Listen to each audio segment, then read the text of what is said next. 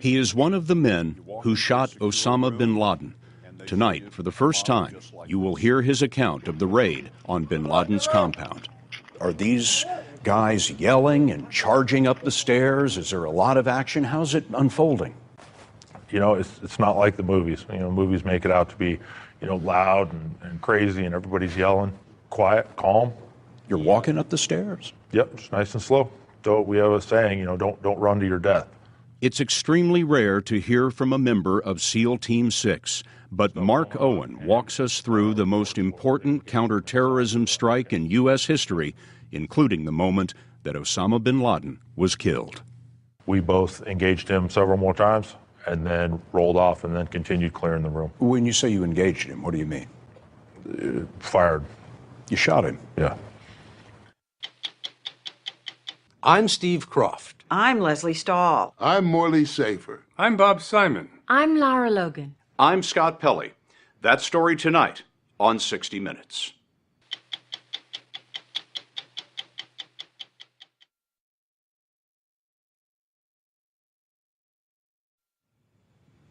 You are about to meet one of the men who shot Osama bin Laden. Mark Owen recently left the Navy's elite counterterrorism unit, SEAL Team 6. Mark Owen is not his real name. It is the name that he used to write a new book about the assault on bin Laden's compound, called No Easy Day. Owen was on the helicopter that crashed into the compound. He was the second man in bin Laden's bedroom, and he took the pictures of the body that the world has never seen. Owen received a Silver Star for valor and a Purple Heart for a wound suffered in the raid. But despite all that, Owen told us in his only interview that No Easy Day is not about him. He says it's a tribute to the hundreds of Americans who gathered intelligence, planned and trained in the 10-year pursuit of the world's most wanted man. SEAL Team 6, he told us, just took care of the last 40 minutes. Was this a mission, was the plan to kill Osama bin Laden or capture him before you went in? This was absolutely not a kill-only mission. It was made very clear to us throughout our training for this that, hey, if given the opportunity, this is not an assassination. You will capture him alive if feasible. That was the preferred thing? Yes. To take him alive, if you could?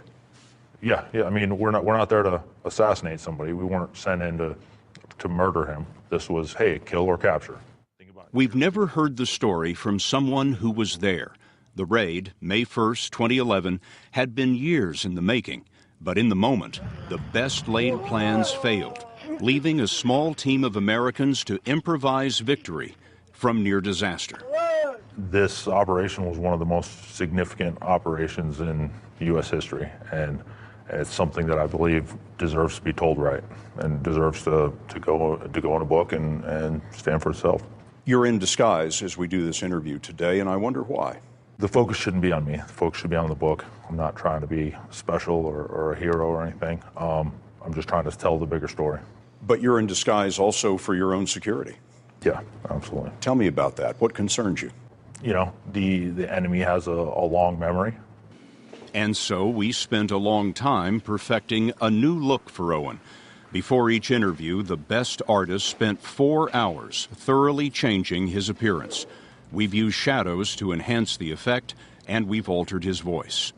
When I first joined the Navy, Chief Petty Officer Owen was in the Navy 14 years.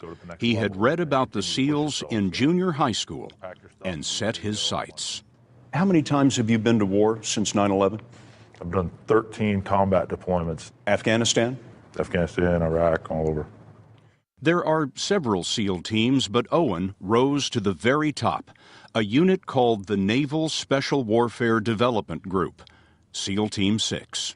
SEAL Team 6 is made up of a number of squadrons, and I wonder, why was your squadron chosen for this particular mission? Was there something special about you? Nope. Certainly nothing special about me, nothing special about the 24 guys that were chosen, nothing special about our squadron.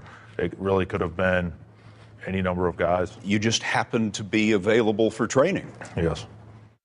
In April 2011, they had just returned from Afghanistan when they were told to report to North Carolina for an exercise. Give me the lay of the land here. What do we see? Owen walked into a top-secret briefing room, saw a model of a compound, and heard this from his buddies. What did they say? Said, hey, we found Bin Laden, or we think we found Bin Laden, and they want us to come up, rehearse and come up with a plan. If there's going to be a ground option approved, they want us to rehearse for one. What did you think? Awesome. The mission was Operation Neptune Spear, under the authority of the CIA. The agency had tracked a Bin Laden courier to a curious compound in Abbottabad, Pakistan. They'd been watching the compound with satellites. The house seemed too big for the neighborhood. There was no telephone connection. The people there burned their trash. There was a wall 12 feet high and a walled-in balcony. Who lived up there? They briefed us on the individual they were calling the Pacer. The Pacer? The Pacer. So he would come out of the house and kind of walk around the yard to what was assessed to just be getting exercise. Where did the Pacer pace? Over here. In this courtyard back here? Right.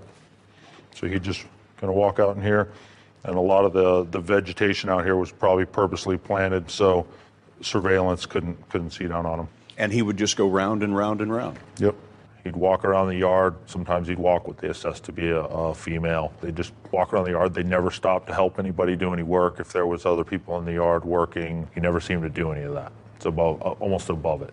Above doing the manual labor. He was the boss, whoever he was. Right. The Pacer had been in Abbottabad about 5 years. It's a well-to-do city of 1 million people. The compound was about a mile from the Pakistani military academy.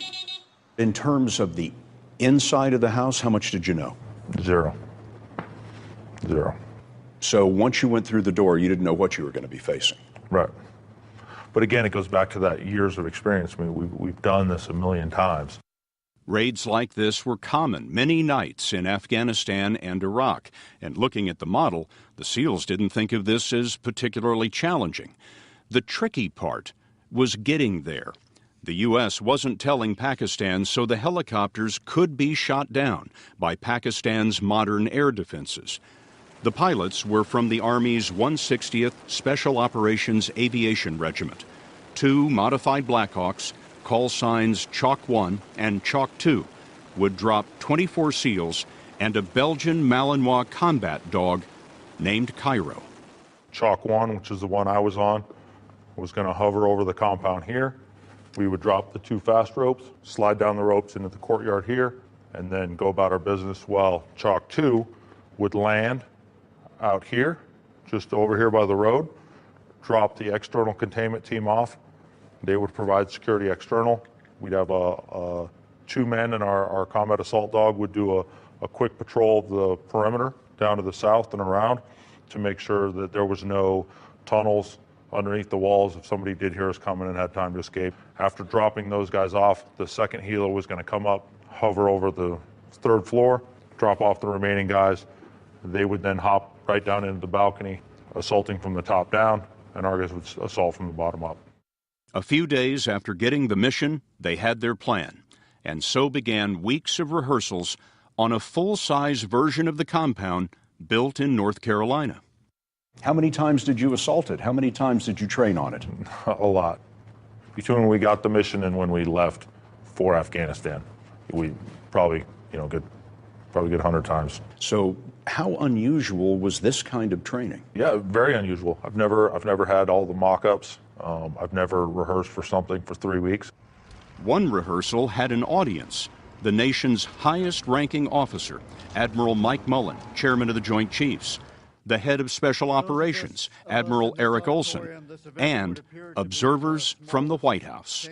One of the things that I liked after the fact was I remember Admiral Mullen coming by and talking to each one of us, and then Admiral Olson as well. And I thought that was cool. They walked by, shook each of our hands, and said, "Hey, are you guys ready? Can you guys pull this off?" And I'm pretty sure to a man we all said yes, absolutely.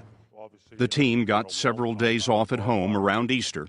Then, in late April, about a month after they got the mission, They loaded on a plane bound for a U.S. base in Afghanistan. The president wasn't convinced yet. No one confirmed that bin Laden was the pacer, so SEAL Team 6 was on standby. One of the passengers on their plane was a CIA analyst who had spent 5 years on bin Laden's trail. I can't give her enough credit. I mean, she, in my opinion, she kind of teed up this whole thing and is just, wicked smart, kind of feisty. And she was, we'd always talk back and forth. Hey, what do you think the odds of this are? What do you think the odds of that are? And, hey, what do you think? You think he's there? She's like 100%. 100% he's there. And you thought what? Well, we'll see. 3 days later, on April 30th, the president was telling jokes at the annual White House Correspondents' Dinner. CIA Director Leon Panetta's belly laugh was heard all across the room. Reporters in ball gowns and tuxedos had no idea that just a few hours